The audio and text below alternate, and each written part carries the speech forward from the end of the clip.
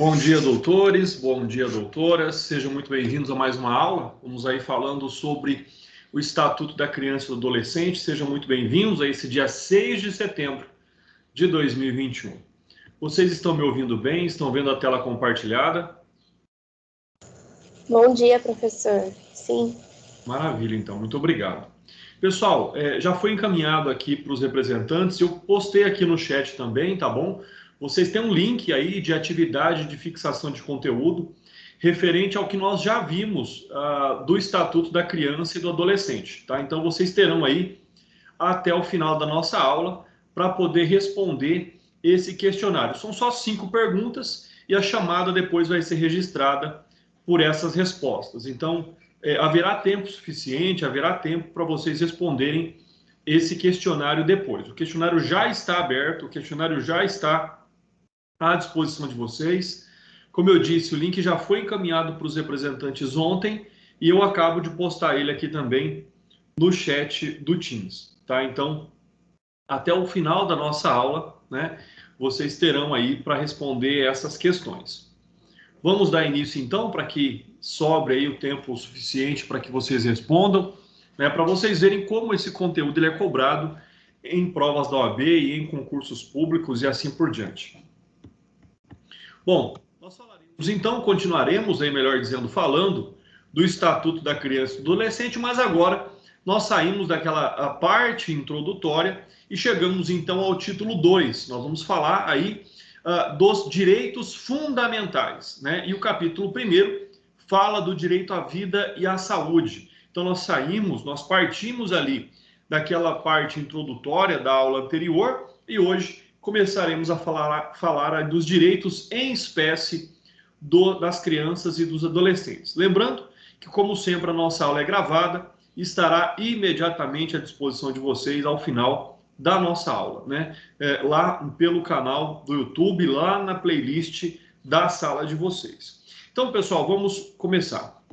A partir do momento, então, que o artigo 7º do Estatuto da Criança e do Adolescente diz: a criança e o adolescente têm direito à proteção à vida e à saúde mediante a efetivação de políticas sociais públicas que permitam o nascimento, o desenvolvimento sadio e harmônico em condições dignas de existência. Então, aqui nós temos algo extremamente importante. Além da garantia do direito fundamental à vida e do direito social à saúde, por que eu digo isso?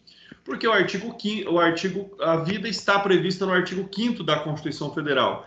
E o direito à saúde está previsto no artigo 6º da Constituição Federal. Então, nós temos tanto um direito fundamental quanto um direito social, né? Lembrando ainda que a saúde ela vem prescrita na Constituição Federal do artigo 196 ao artigo 200 da Constituição Federal. Então, aqui nós temos, logicamente, né, a garantia da efetivação. O que é a efetivação?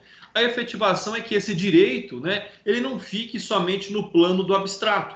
A garantia dessa efetivação é de que esses direitos sejam usados, gozados e estejam à disposição das crianças e dos adolescentes. E por que nós falamos isso?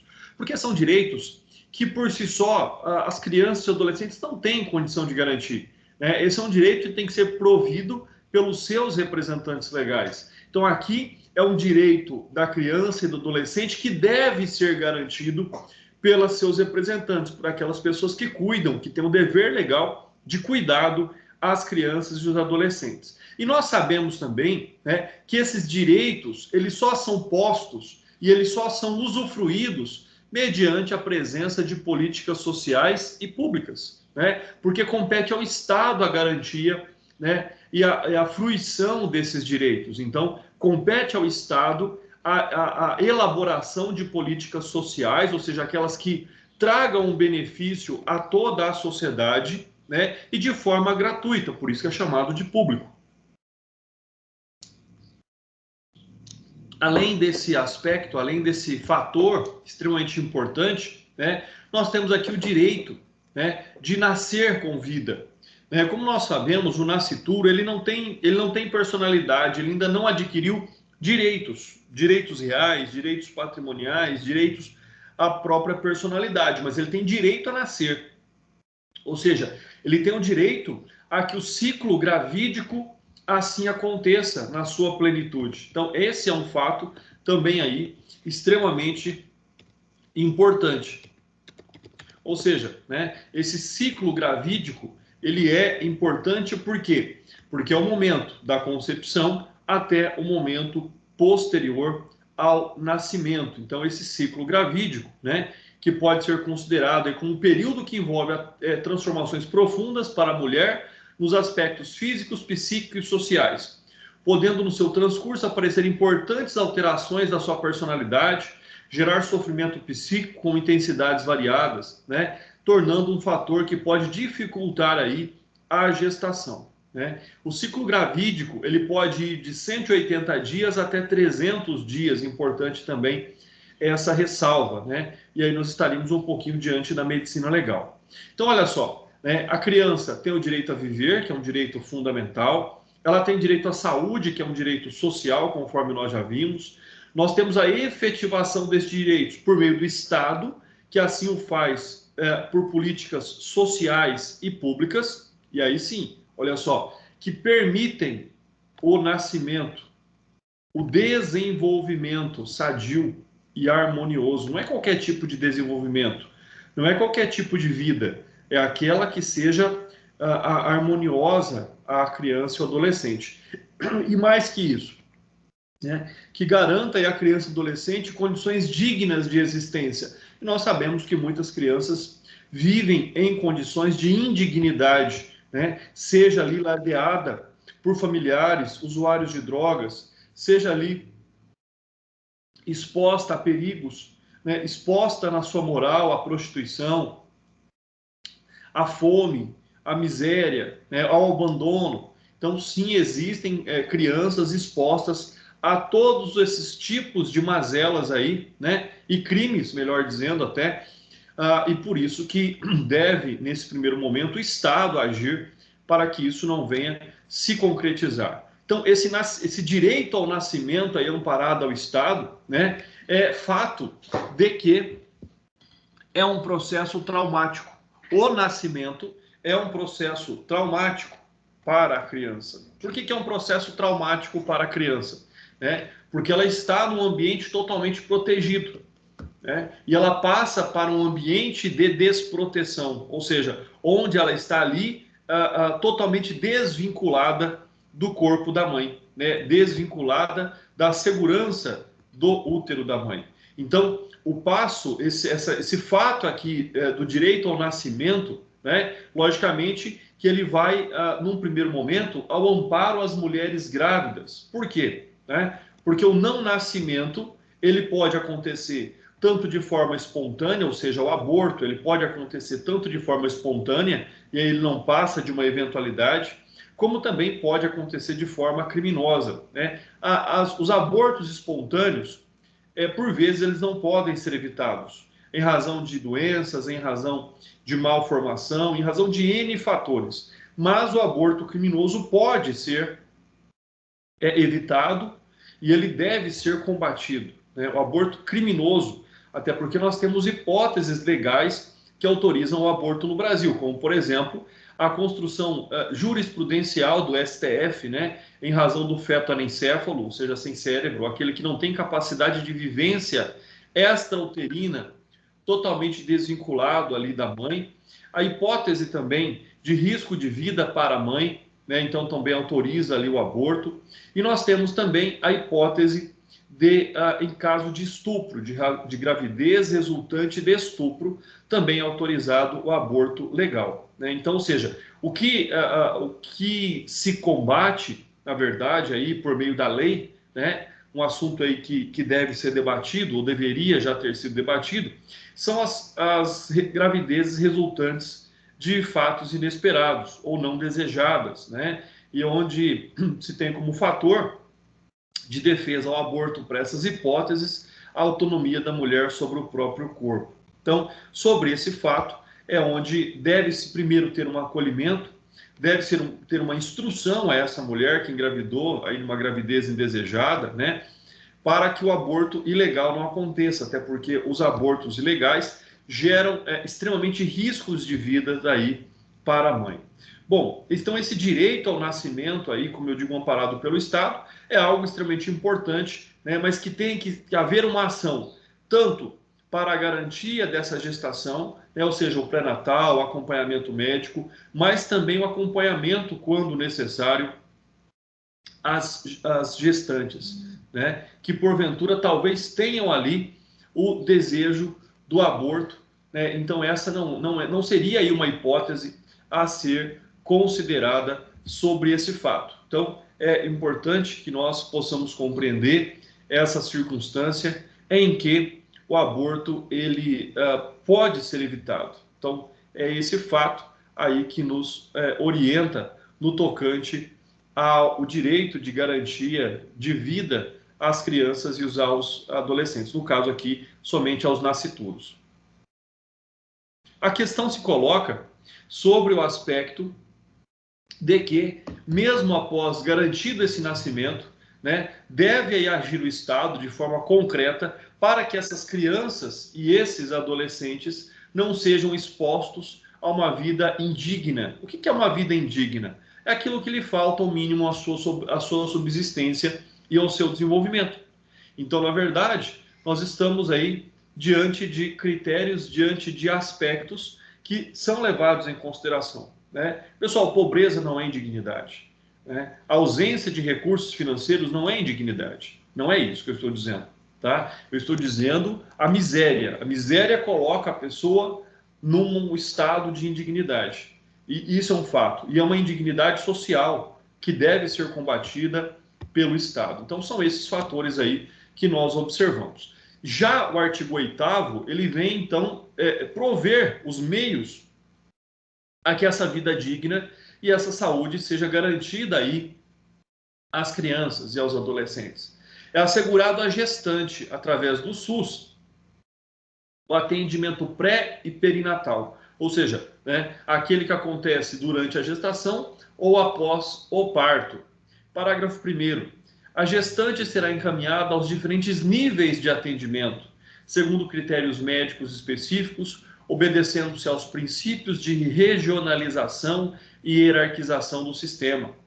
A parturiente será atendida preferencialmente pelo mesmo médico que acompanhou na fase pré-natal. Nós sabemos que nem sempre isso acontece no SUS.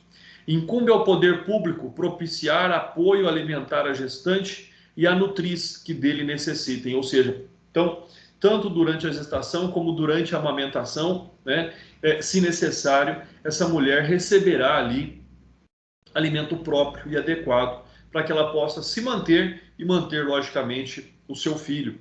Parágrafo 4º. Incumbe ao poder público proporcionar assistência psicológica à gestante e à mãe no período pré e pós-natal, inclusive como forma aí de prevenir e minorar as consequências do estado puerperal. Lembrando que o estado puerperal é aquele que acontece durante ou logo após o parto. A nossa legislação não firmou aí um posicionamento que pode se prolongar aí o estado puerperal, né? E nós sabemos também que após o parto, né, esse estado puerperal pode até evoluir para uma depressão pós-parto, mas depressão pós-parto e estado puerperal são coisas distintas, tá? O estado puerperal, ele é uma junção de fatores psicológicos e fisiológicos, ou seja, emocionais e hormonais dessa mulher durante ou logo após o parto. Já a depressão pós-parto, como o próprio nome diz, a depressão ela tem aspectos psíquicos, né, que vão refletir logicamente também no físico, mas ela tem uma causa psíquica. E o parágrafo 5º, assistência referida aí no parágrafo 4º deste artigo deverá também ser prestada à gestante ou mães que manifestem o interesse em entregar os seus filhos para adoção. Então verifiquem, né? Aquela mulher que não tem o interesse em ter essa criança para si, né, mas também não tem ali o desejo de praticar o crime de abortar, ela pode, já desde o início da gestação, já manifestar o seu interesse pela adoção dessa criança. Então, ou seja, ela passaria pela gravidez, né, sendo ali amparada, aconselhada, monitorada e acompanhada, então, pelos profissionais multidisciplinares, psicólogos, psiquiatras, né, e tantos outros que ali fazem parte desse processo, e do ali o parto, essa criança já seria destinada, então, para a adoção. Então, é possível? É possível que isso aconteça, né? E existem casos aí relatados de situações como essa. Lógico que a mulher teria que passar pelo período gestacional. Como eu disse, ele vai de 180 dias a 300 dias, né? A média é 280 dias o período gestacional. Bom, aqui nós falamos do SUS. O SUS ele tem uma lei própria que trata da sua regulamentação e do seu financiamento, que é a Lei 8.080/90, ou seja, ela vem 2 anos aí após a nossa Constituição Federal, né? E o SUS é o maior programa de saúde pública do planeta, né? Gratuito, universal, a todos que necessitem, nacionais e estrangeiros que estejam em território nacional. Então, o SUS é de fato, né, deveria ser de fato ali o grande orgulho do Brasil. Nós sabemos que o que acontece com o SUS é talvez ali a falta ainda de recursos, a falta de capacitação de profissionais e a falta de estrutura para os bons profissionais trabalharem. Mas o SUS é de fato aí um grande orgulho para o Brasil. Muitos países tentam e não conseguiram, né, realizar um programa de saúde pública como acontece no Brasil. Então o SUS ele deve esta mulher logo após o parto, né, todo o apoio que ela precise, seja um apoio material, seja um apoio psicológico, para que ela passe por aquela situação que para ela também é traumática, que é o parto.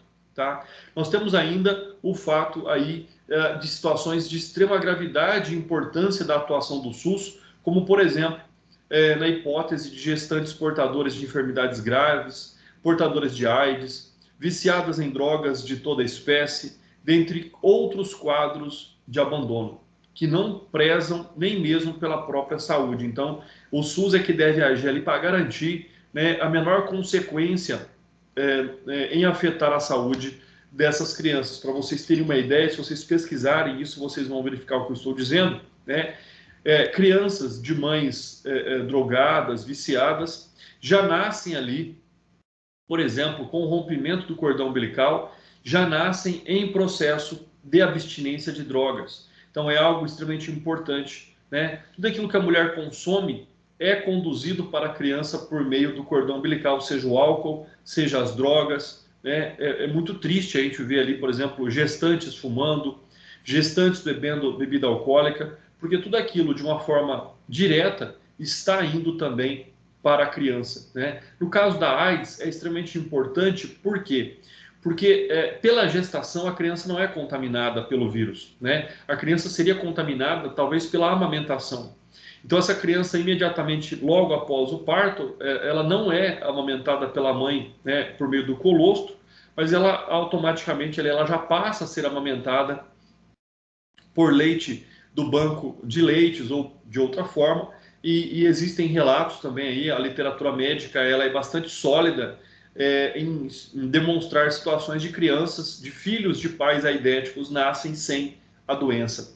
Então, é extremamente importante também esse apoio sobre esse aspecto, né? E nós falamos sobre o fato aí da assistência psicológica, né, que é extremamente importante por todas essas alterações emocionais, físicas e hormonais que a mulher sofre, né? Nós temos ainda a questão do estado corporal, que ele é muito, talvez ele é citado, né?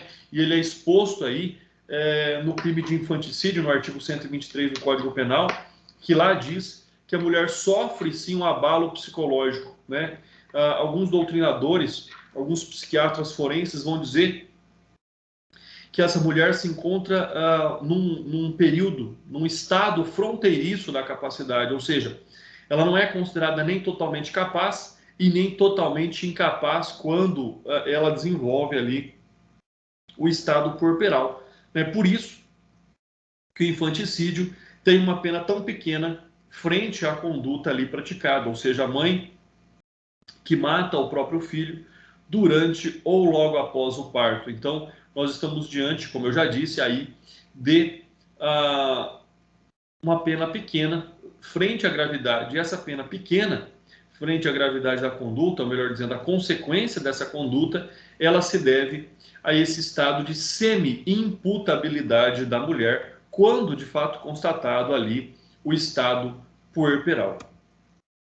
Conscientização para adoção, pessoal. Pouco se fala também sobre adoção, né? Nós tivemos aí, logicamente, o Estatuto da Adoção recentemente, mas a adoção ainda é um tabu para muitas pessoas, sejam para os adotantes ou sejam para as pessoas que querem dar o seu filho à adoção. Só que se nós pararmos para pensar, é muito melhor apoiar uma mulher a dar o seu filho à adoção do que fechar os olhos e permitir que ela faça um aborto, né? Então, se nós pararmos para pensar, aquela criança, independentemente se é de uma gravidez não desejada ou por qualquer razão essa mulher queira abortar, né? É só lembrar que aquele feto desprezado, na verdade, é o sonho de muitos casais que não podem ter filhos, né? E assim, a adoção é o melhor caminho, a adoção é a melhor saída, né? Inclusive para essa mulher, né? Inclusive para a saúde dessa mulher, porque o aborto, né, quando espontâneo, é uma consequência natural, mas quando o aborto provocado, né, e eu conheço muitos médicos que tratam deste tema, eles não defendem o aborto, por quê? Porque eles vão dizer que ele é extremamente agressivo para o corpo da mulher. A interrupção abrupta da gestação, ela causa problemas hormonais, ela causa problemas físicos à mulher, né? Ou seja, o útero, ele tem mais ou menos ali a proporção do tamanho de um limão, normalmente, né? E quando, logicamente, em gravidez, ele vai se expandindo, ele vai aumentando até para que a criança possa ser gerada, né? Então, se ali no segundo, terceiro mês, vamos supor, esse útero que já estava ali do tamanho de uma laranja, por exemplo, de uma bola, por exemplo, né? Um pouco menor ali, uma laranja, algo um pouco maior.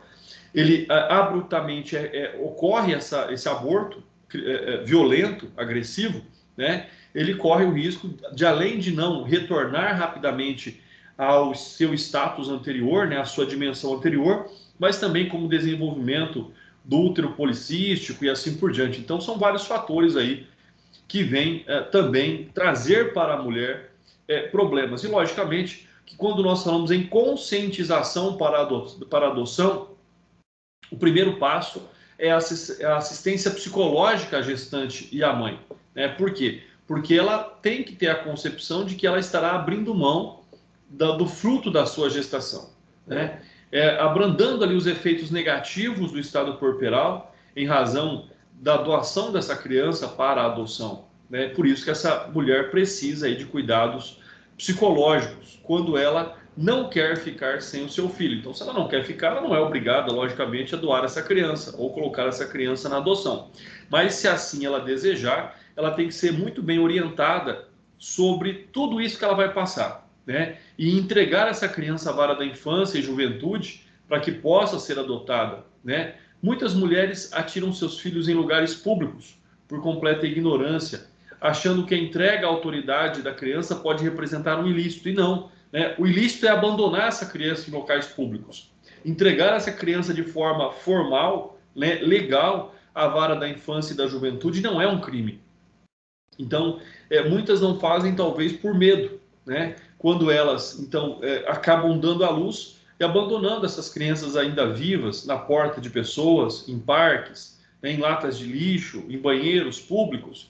Então, ali está o crime. Esse abandono do incapaz, né, é o crime. Entregar a vara da infância e juventude, essa criança recém-nascida, não é crime. Pelo contrário, é um ato de amor, né, é um ato de cuidado. Por quê? Porque abandonar sim o filho pode constituir ali, então, a infração penal. Esse suporte psicológico que deve ser dado aí ao longo da gestação. Também não observem aqui que não é somente no momento da gestação, mas é ao longo da gestação, né? Primeiro, para evitar o aborto. E segundo, para dar ali a consequência correta àquele nascimento, né? Ou seja, para que essa criança seja destinada a um local seguro. Artigo 9º. O poder público, as instituições e os empregadores propiciarão as condições adequadas ao aleitamento materno, inclusive aos filhos de mães submetidas a medidas privativas de liberdade. Olha aí que interessante, né? Muitas mulheres não têm leite. Elas acabam não produzindo leite para os seus próprios filhos, né? Por isso que nós temos os bancos de leite, né? Que são leites aí que são retirados de mulheres que têm bastante durante a gestação e são doados para mulheres que não têm o leite materno para poder alimentar os seus próprios filhos, né? E para as crianças ali, até os 6 meses de idade, o único alimento recomendado é o leite materno. Então, esse aleitamento materno, ele é uma garantia, ele é um direito a todas as mulheres, né? Sejam mulheres livres e sejam mulheres submetidas à privação da liberdade, que ali terão o direito de amamentar os seus filhos até o 4º mês, né? Então, até o 4º mês, elas terão direito a amamentar os seus filhos dentro da prisão. E na prisão terão um local adequado também para que elas possam ficar, permanecer com os seus filhos. Logicamente que é um local diferente, é um local adaptado, já que não pode haver superlotação, ainda mais com crianças, né? E normalmente essas detentas ali que se tornaram mãe, que deram à luz, elas ficam separadas das demais detentas, né? Para a própria segurança delas e das crianças.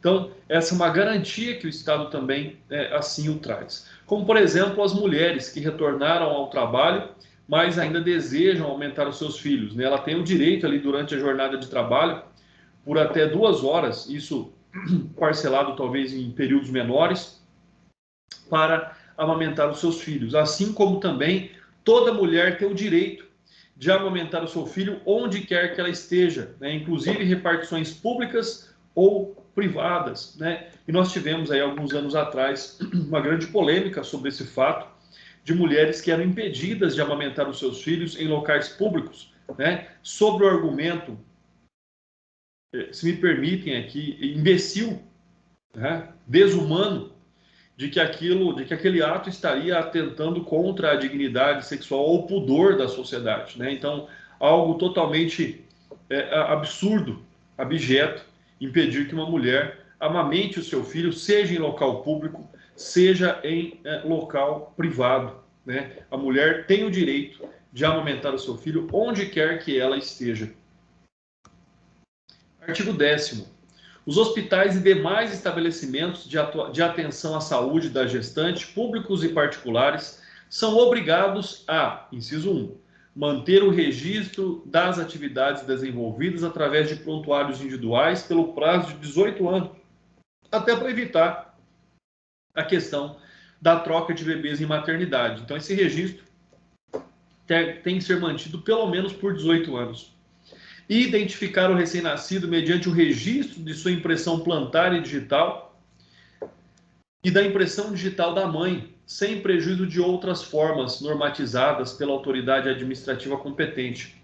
Proceder a exames visando ao diagnóstico e terapêutica de anormalidades no metabolismo do recém-nascido, bem como prestar orientação aos pais. Fornecer declaração de nascimento, onde constem necessariamente as intercorrências do parto e do desenvolvimento do neonato.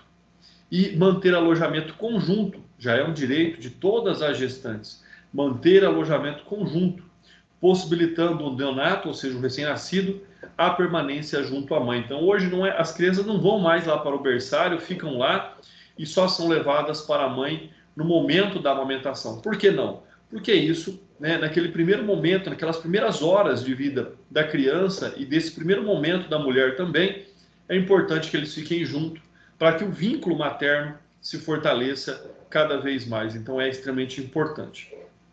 E essa é uma preocupação, né? Eu lembro quando a minha filha nasceu, quando a Diana nasceu, eu acompanhei o parto, né, desde o início, e assim que ela nasceu e foi retirada da sala, eu acompanhei. A gente fica, de fato, muito preocupado, né, com essa situação. Então, eu acompanhei o primeiro banho, né, acompanhei a limpeza, até que ela fosse levada para o quarto para ficar junto com a minha esposa. Então, ou seja, é um período em que eu acompanhei, né, talvez por esse medo, talvez por, como se diz, por ser pai de primeira viagem, né, acompanhei todo esse percurso, desde o nascimento, ali durante o trabalho na sala de parto, até que ela voltasse, né, para ser amamentada pela minha esposa. E é, de fato, um momento ali inesquecível, pessoal. Né, aos meninos aí, né, sempre que possível, quando forem casados e forem ter filhos, acompanhem o nascimento do seu filho.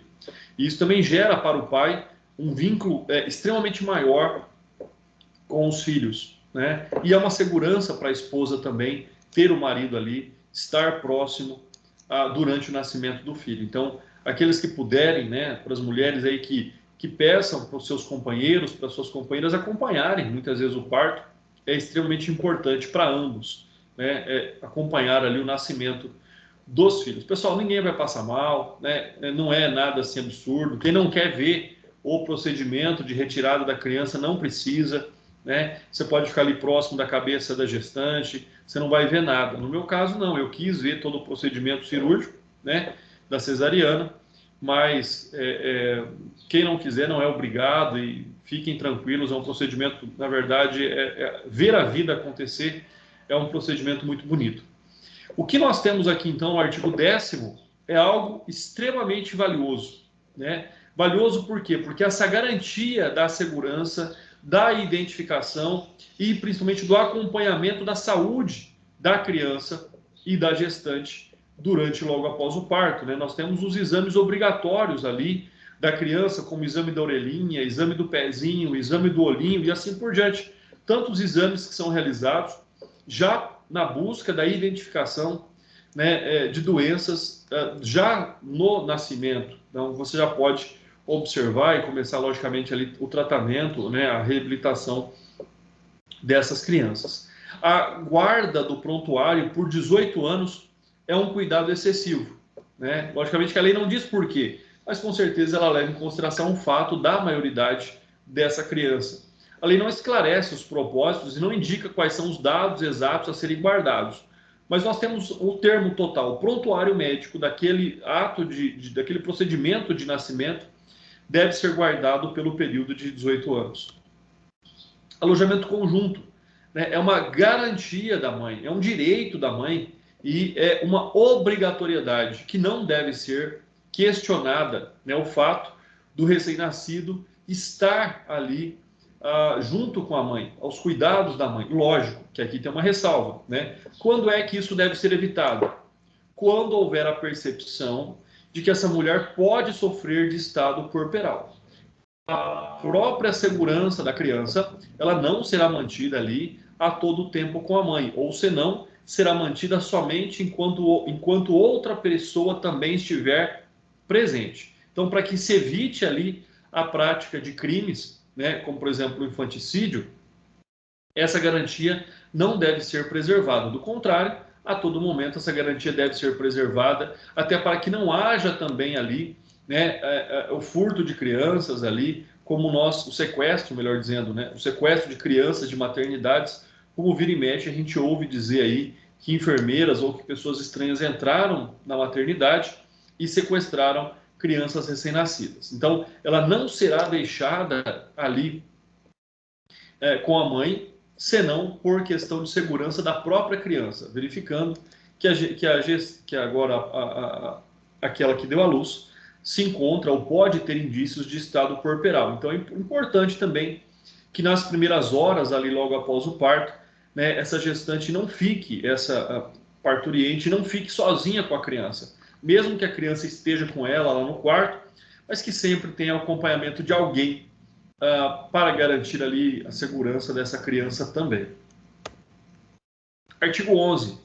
É assegurado o atendimento integral à saúde da criança e do adolescente por intermédio do SUS, garantindo acesso universal e igualitário às ações e serviços para promoção, proteção e recuperação da saúde. A criança e o adolescente portador de deficiência receberão atendimento especializado. Incumbe ao poder público fornecer gratuitamente àqueles que necessitarem os medicamentos, próteses e outros recursos relativos ao tratamento, habilitação ou reabilitação. Pessoal, é importante aqui mais uma vez também fazer a leitura do artigo 196 da Constituição Federal, que também trata aí desse direito universal e igualitário de atendimento à saúde, mas aqui de uma forma extremamente ampla, né, para toda a sociedade. O artigo 11 do ECA traz então esse atendimento integral à criança e ao adolescente, prioritário, né, e de acesso aí universal e igualitário. Então, é extremamente importante. Esse acesso à saúde, né, ele é algo que é o direito de todos e é um dever do Estado, conforme dito lá no artigo 196 da Constituição Federal. É um direito de todos e um dever do Estado, né, de forma universal. Agora, o que isso significa dizer?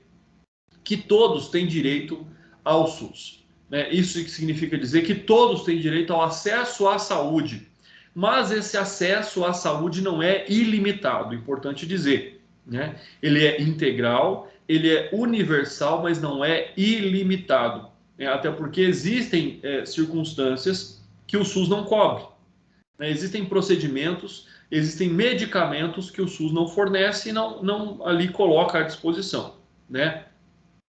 Então, ou seja, o que se observa aqui, na verdade, é este equilíbrio da interpretação, tanto do artigo 11 quanto do artigo 196. Esse equilíbrio da interpretação, por mais que ele seja universal e igualitário, não é ilimitado. Então, esse é um fato importante, né? Aqui, ao invés do princípio da igualdade, nós preferimos o princípio da equidade, né? No montante e na disposição da necessidade das pessoas. Aos portadores de deficiência, né, eles têm esse atendimento especializado durante e logo após o nascimento e enquanto for necessário durante a sua vida, né? Então, esse atendimento especializado, por isso que nós temos os centros de especialidades para que ali crianças possam ser atendidas. Fornecimento gratuito de medicamento. Aqui nós entramos num tema do direito médico, que é a judicialização da saúde, né? A judicialização da saúde, ela tem dois aspectos. Ela tanto é necessária quanto é excessiva. Por quê? Porque nós vemos que existem situações que de fato compreendem a necessidade da judicialização da saúde. Já existem outras hipóteses que ela é excessiva, porque ela impõe ao Estado, seja ali a União, os estados e os municípios, né, a obrigação por aquilo que eles não competem ou que eles não têm dotação orçamentária para tanto. Então, o que significa isso? Significa o fato em que o juiz manda ao município, por exemplo, pagar um tratamento de uma criança que custa R$1,5 milhão e o município não tem esse dinheiro à disposição para custear esse tratamento. Então, ou seja, são essas situações onde isso deve ser observado, né? Bem como a competência dos três poderes, né? Aos municípios compete ali a atenção básica, né? A saúde da família. Já hipóteses de média complexidade compete ao Estado. Hipóteses de alta complexidade compete à União, né? E muitas vezes o município ele é compelido ali a realizar, a custear, né? A assumir a responsabilidade pelo menos por 30 dias ou até 90 dias daquilo que é de competência dos estados ou da própria União. Por quê? Porque o município está sempre mais próximo de nós. É muito mais fácil citar o prefeito do que citar o governador ou citar o presidente da República. É muito mais rápido, né, e eficaz em razão desse fato. Então, o fornecimento gratuito de medicamentos, da mesma forma como diz ali o artigo 196 da Constituição Federal, ele é obrigatório, mas não é ilimitado. Existem limites até para o fornecimento de remédios. Fornecimento de fraldas. Existem julgamentos, existem julgados que consideram fraldas como direito de primeira necessidade, né? E eu trago aí para vocês, então, essa jurisprudência do Tribunal de Justiça de Minas Gerais, que decidiu o seguinte: menor deficiente, olha aqui, então é uma situação excepcional, né? Hipossuficiente. Fraldas descartáveis prescritas por médico do SUS. Isso é um outro fato importante. Quem prescreveu foi um médico do SUS. Necessidade comprovada. Atendimento integral assegurado pelo ECA. Responsabilidade do município. Direito constitucional assegurado. Sentença mantida. Diante da comprovação do debilitado estado clínico do autor e da indispensabilidade das fraldas descartáveis requeridas, tendo em vista a necessária manutenção da sua dignidade e de seu mínimo bem-estar, além da impossibilidade financeira de custear o uso continuado deste insumo. Deve ser mantida a sentença que determinou ao município de Belo Horizonte o custeio do tratamento, mesmo porque prevalece na hipótese o direito à vida, devendo também ser respeitada a doutrina do atendimento integral a crianças e adolescentes assegurado pelo ECA. Então, observem aí, né, essa questão também da judicialização da saúde, né? E aqui o argumento utilizado foi extremamente importante, foi a dignidade da pessoa humana. Esse foi aqui, manutenção da sua dignidade, mínimo bem-estar, né? E, logicamente, a hipossuficiência, né, econômica e financeira dos genitores. Então, não podiam prover e era necessário que fosse provido por alguém. Se o cidadão não pode, compete ao Estado prover aquilo que é necessário à manutenção da dignidade da pessoa humana. Artigo 12. Os estabelecimentos de atendimento à saúde deverão proporcionar condições para permanência em tempo integral de um dos pais ou responsável no caso de internação de crianças e adolescentes, pessoal. Isso aqui também é muito importante, né? Imagina uma criança aí de tenra idade, internada, né? Ela vai ficar muito agitada, ela vai dar muito mais trabalho e ela não vai responder ao tratamento como se ela estiver ali com algum dos seus genitores. Então, durante todo o período da internação, 24 horas, os pais podem se revezar para acompanhar o filho ali durante a internação, né? E isso, logicamente, vai auxiliar muito, e isso vai ajudar muito no tratamento de crianças, e principalmente de crianças pequenas, crianças que já começam a entender e sentir falta dos pais, né? Então, 2, 3, 4, 5, dali para frente é extremamente importante. E diz crianças ou adolescente. Então, não há limites ali. Sendo menor de idade, tem esse direito aí em situação de internação, né? Seja criança ou seja adolescente. Artigo 13. Os casos de suspeita ou confirmação de castigo físico, de tratamento cruel ou degradante, de maus tratos contra criança ou adolescente serão obrigatoriamente comunicados ao Conselho Tutelar da respectiva localidade, sem prejuízo de outras providências legais. As gestantes ou mães que manifestarem interesse em entregar os filhos para adoção serão obrigatoriamente encaminhadas à Justiça da Infância e da Juventude. Bom, aqui nós temos um outro grande conflito aparente de normas. Por que é um conflito aparente? Porque ele não é real, né? Nós temos a lei da palmada exatamente para evitar esse excesso.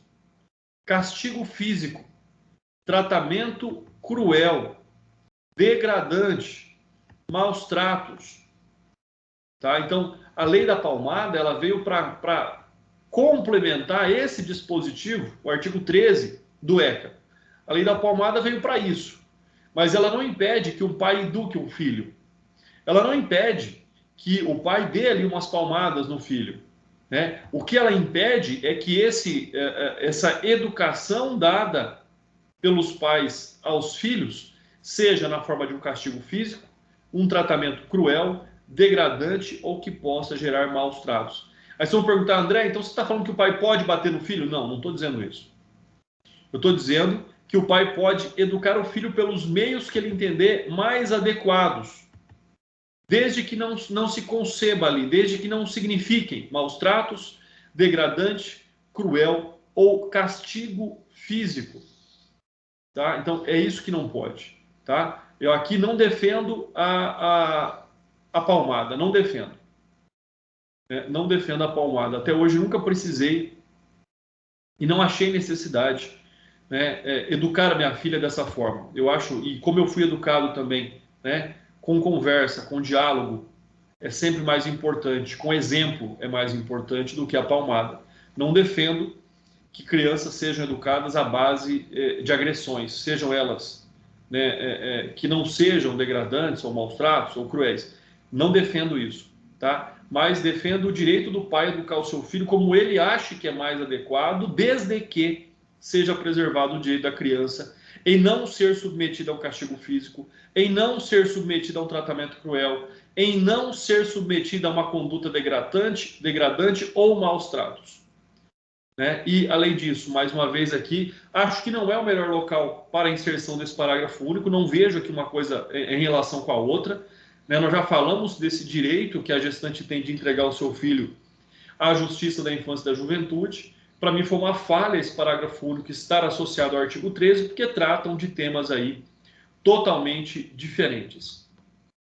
Importante lembrar que o Conselho Tutelar é o órgão de proteção das crianças e adolescentes no âmbito municipal. E ao Conselho Tutelar, ele se reporta diretamente aí ao Ministério Público.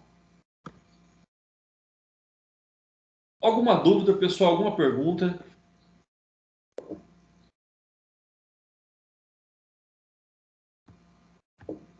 Vamos lá, então. Denuncismo, ou seja, a denúncia é extremamente importante. Porque as crianças não têm como, os adolescentes não têm como ali, muitas vezes, reclamar, pedir ajuda quando submetidos aos maus tratos, quando submetidos ao perigo de vida, quando submetidos a N hipóteses que estão aqui, garantidas que não ocorram, que é a Lei 13.010 de 2014, como eu disse para vocês aí, denominada de Lei da Palmada, que inclui dentre os castigos físicos o tratamento cruel e degradante.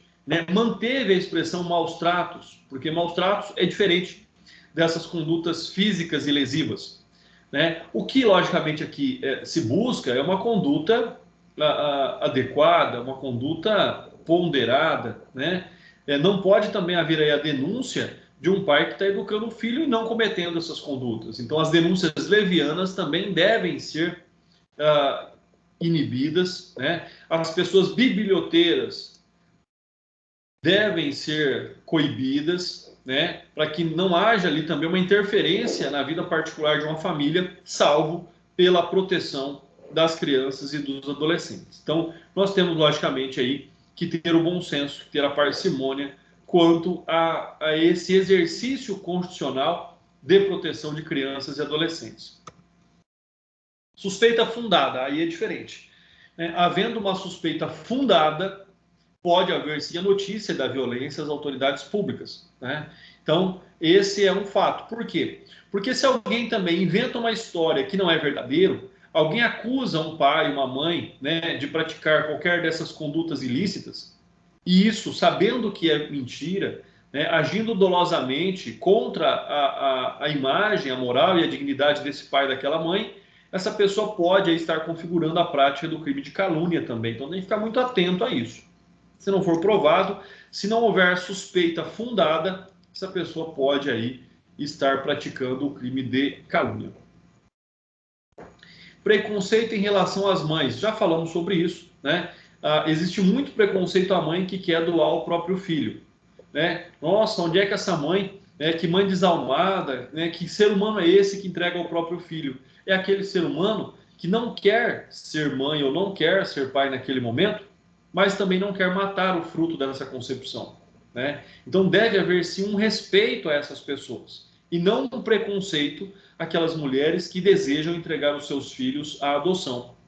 Estão agindo de forma louvável dentro daquela hipótese.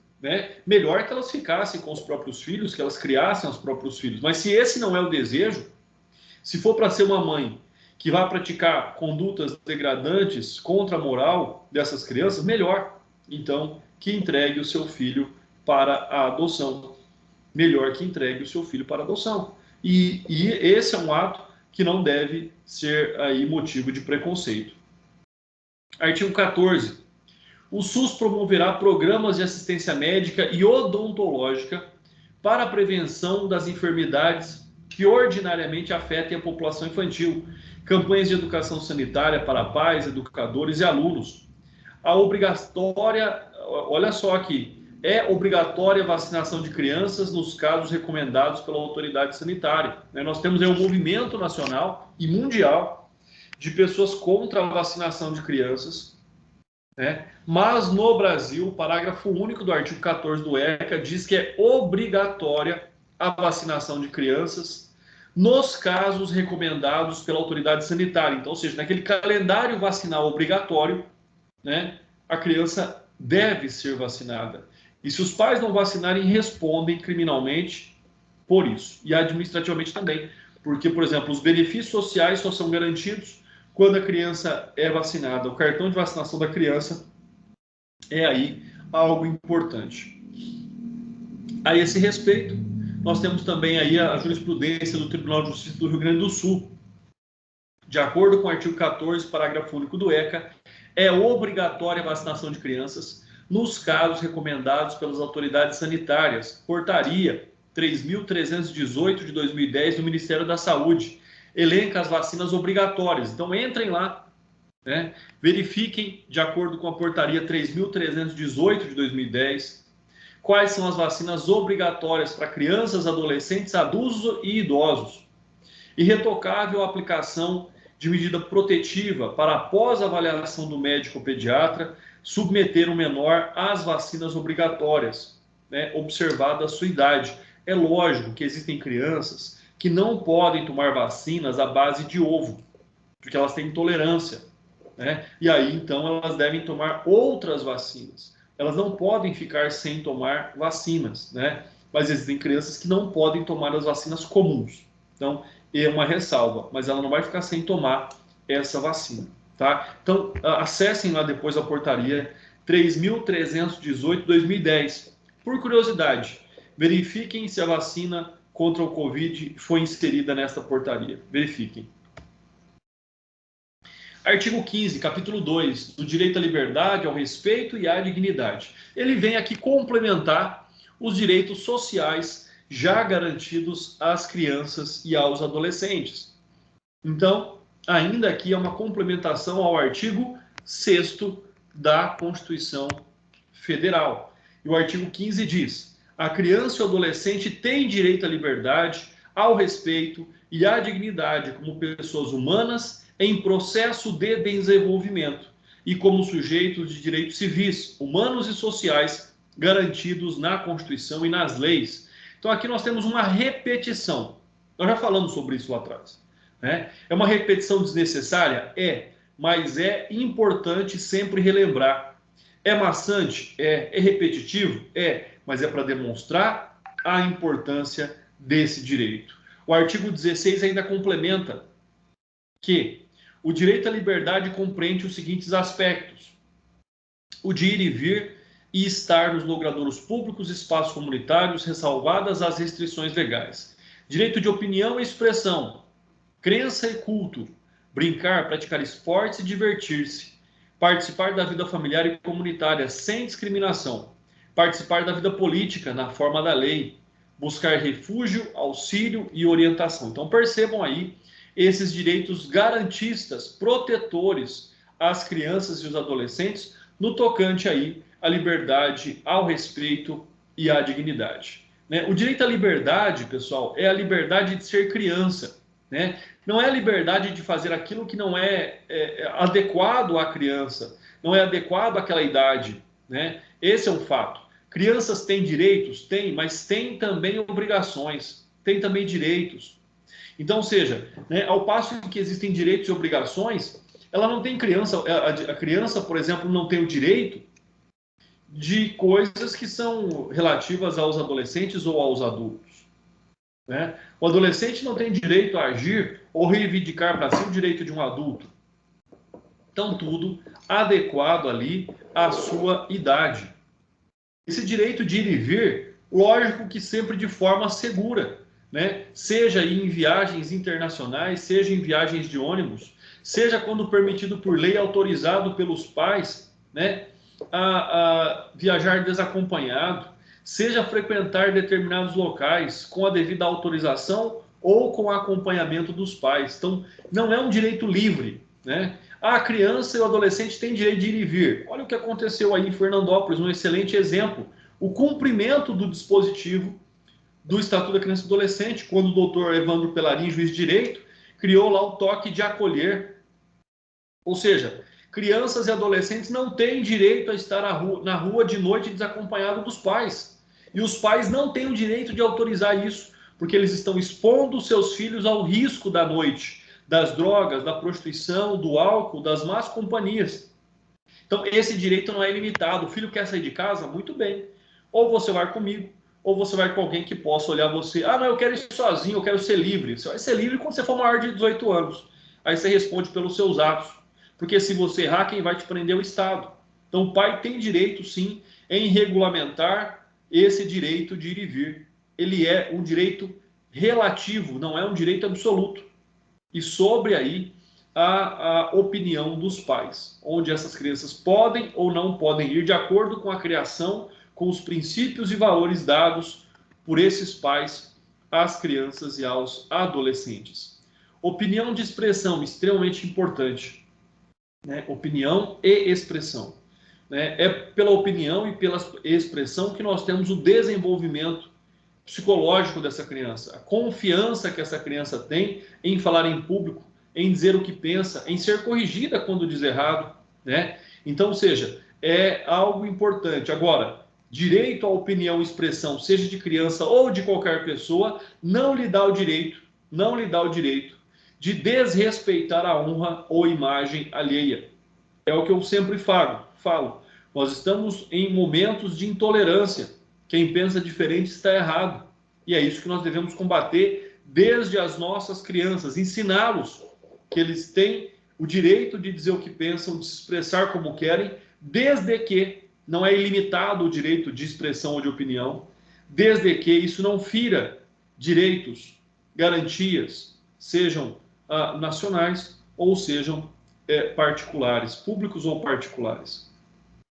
Crença e culto, né? Extremamente importante que essas crianças estejam envolvidas aí em comunidades religiosas, né? Para aqueles que creem, para aqueles que querem, caso sejam ateus, que assim sejam respeitados também, né? E importante também o direito à independência religiosa, né? Pode um adolescente, uma criança ter um culto diferente dos seus pais? Pode, é garantido por lei, né? Que eles tenham a sua própria doutrina, que eles tenham a sua própria forma aí de conceber e de compreender questões religiosas. Então, eles tanto têm o direito ao exercício, como têm o direito a um exercício distinto, né? E, logicamente, nunca serem discriminados por serem crianças ou por aspectos raciais, aspectos ideológicos. Então, a discriminação sempre ela é aí combatida. Vida política, nós sabemos que hoje, a partir dos 16 anos, a pessoa já pode exercer facultativamente aí a parte do sufrágio universal, ou seja, ele pode votar, ele não pode ser votado. Ah, André, mas eu conheço alguém que se candidatou antes dos 18. Tudo bem, ele pode até se candidatar, mas ele só tomará posse do cargo público se na data da posse ele já tiver ali completado os seus 18 anos, né? Refúgio e orientação, né? O direito à acolhida, o direito à proteção, seja em família substituta, seja pelo próprio Estado. Artigo 17. O direito ao respeito consiste na inviolabilidade da integridade física, psíquica e moral da criança e do adolescente, abrangendo a preservação da imagem, da identidade, da autonomia, de valores, ideias e crenças, dos espaços e objetos pessoais. Criança tem direito à sua individualidade? Tem, mas também não é absoluta, né? É onde muitos pais são orientados a monitorar os seus filhos, sejam conversas telefônicas, sejam redes sociais, até para que essas crianças não sejam vítimas aí no futuro de pedófilos ou pessoas mal intencionadas, né? Direito ao respeito, sempre, independentemente, né? Se todas as pessoas, inclusive as maiores de idade, têm direito ao respeito, imaginem as crianças que são ainda sujeitos em desenvolvimento. Integridade física, psíquica e moral. É o que eu digo, é deixar a criança ser criança, é proteger a criança, né? É não gerar ali, é não estimular uma sexualidade na criança que ela ainda não tem. É algo extremamente importante que deve ser mantido e preservado pelos familiares. Imagem, identidade, autonomia, valores, ideias e crenças, tudo isso já está ali inserido no que falamos anteriormente. É preservar as crianças, por exemplo, né, de programas televisivos, de exposição dessas crianças à violência, a programas que têm uma sexualidade mais aflorada, né? É procurar sempre programas compatíveis com a idade dessas crianças, né? Evitar ali programas que estimulam excessivamente o consumismo, né? Como, por exemplo, aí crianças que passam horas e horas, né, no YouTube abrindo presentes, né? Abrindo Kinder Ovo, abrindo isso, abrindo aquilo, mostrando o que tem, mostrando o que não tem, e para crianças que não podem ter, isso pode gerar um grande sofrimento físico e psíquico, inclusive para os pais. Espaço e objetos pessoais devem ser preservados, mas os adultos têm aí a titularidade quanto a esses bens, né? Ou seja, em prover um espaço adequado a essa criança e em prover objetos pessoais adequados também à idade dessa criança, né? Para que isso não possa gerar, por exemplo, risco à saúde, como crianças que se engasgam pela ingestão de objetos que não são compatíveis para a sua faixa etária, ou produtos químicos, cosméticos que não são indicados para a sua faixa etária, né? Então, cabe aí aos pais também essa preocupação, essa proteção.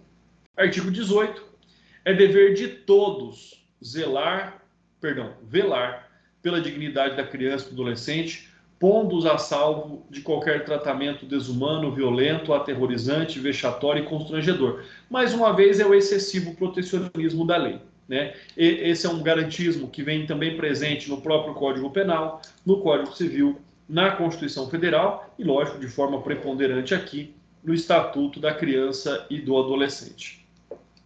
O que significam esses termos, né? Desumano seria mais que suficiente para abranger todas as demais formas de tratamento indevido às crianças e aos adolescentes. A violência é toda forma de constrangimento físico e moral. Aterrorizante é um termo forte, significando infundir pavor e medo em alguém. Vexatório, né? Cenário de vergonha, criando situação humilhante. Constrangedor, termo residual, que pode simbolizar tanto violência quanto humilhação, quanto imposição de medo. Então vocês veem que os termos eles acabam aí se confundindo em seus próprios conceitos. Artigo 18A.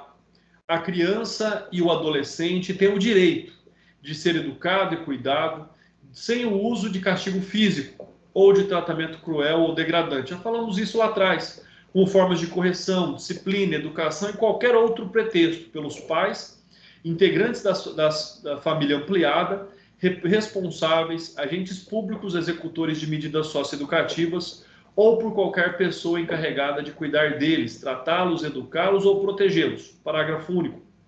Para fins desta lei, considera-se, então nós temos aqui conceitos: castigo físico, ação de natureza disciplinar ou punitiva, aplicada com uso de força física sobre criança ou adolescente que resulte em sofrimento físico ou lesão, tratamento cruel ou degradante, conduta ou forma cruel de tratamento em relação à criança ou adolescente que resulte humilhação, ameace gravemente, ridicularize. Então, o direito de não sofrer, pessoal, aí nós já resumimos, né? O direito de não sofrer, que vem ali também tratado na Lei da Palmada, na Lei 13.010 de 2014. Então, ou seja, essa lei trouxe inovações, essa lei trouxe novas terminologias, talvez adequadas, talvez inadequadas, aí, talvez confusas naquilo que se observa, mas aqui, resumindo, é o direito da criança de não sofrer, seja no ambiente familiar, seja no ambiente educacional, por exemplo, com a prática do bullying, né? Seja em qualquer lugar. É o direito da criança em não sofrer, de todas as suas formas. Artigo 18b. Os pais, integrantes da família ampliada, os responsáveis, os agentes públicos, executores de medidas socioeducativas ou qualquer pessoa encarregada de cuidar de criança ou adolescente, tratá-los, educá-los ou protegê-los que utilizem castigo físico ou tratamento cruel ou degradante como formas de correção, disciplina, educação ou qualquer outro pretexto estarão sujeitos, sem prejuízo de outras sanções cabíveis, às seguintes medidas, que serão aplicadas de acordo com a gravidade do caso. Inciso 1. Encaminhamento ao programa oficial ou comunitário de proteção à família. Encaminhamento ao tratamento psicológico ou psiquiátrico. Encaminhamento a cursos ou programas de orientação. Obrigação de encaminhar a criança ao tratamento especializado.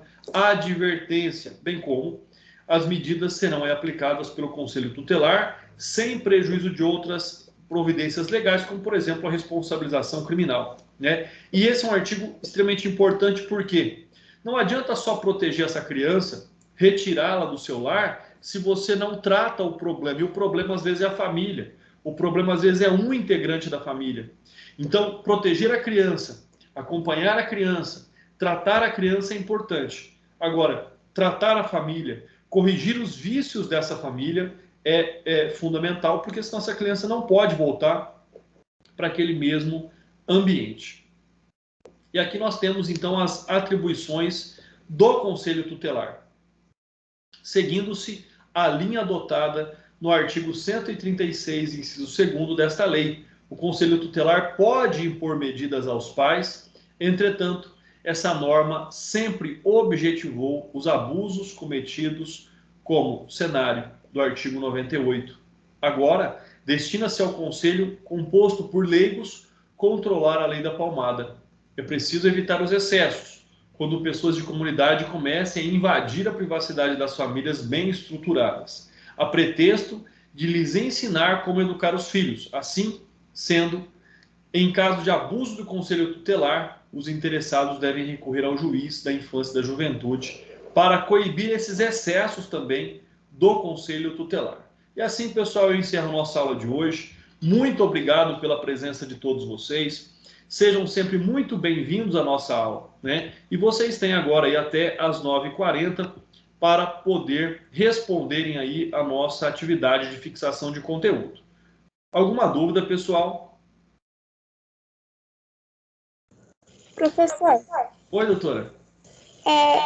eu tenho uma dúvida, mas tem uns artigos que o senhor passou no slide que estão diferentes do que eu estou acompanhando aqui pelo Planalto. Isso tem algum problema? Não, pode ser que nós tenhamos tido algumas alterações, tá? Aí, a doutora vai seguir pelo artigo atualizado. E qualquer distinção, qualquer dúvida sobre essas atualizações, o conceito é sempre o mesmo, tá? Mas qualquer dúvida, a doutora pode estar perguntando depois, aqui ou no próprio vídeo, e eu vou esclarecendo para vocês. Mas sempre acompanhe pela lei mais atualizada. Pode ser que de quando eu preparei essa aula, pode ter tido alguma alteração. Pode acontecer sim. Ah, então tá bom, Tá professor. bom? Qualquer dúvida, eu estou à disposição. Mais alguém, pessoal? Então, agradeço a presença de todos. Tenham um ótimo dia, um bom feriado amanhã. Fiquem com Deus, muita paz e muita saúde.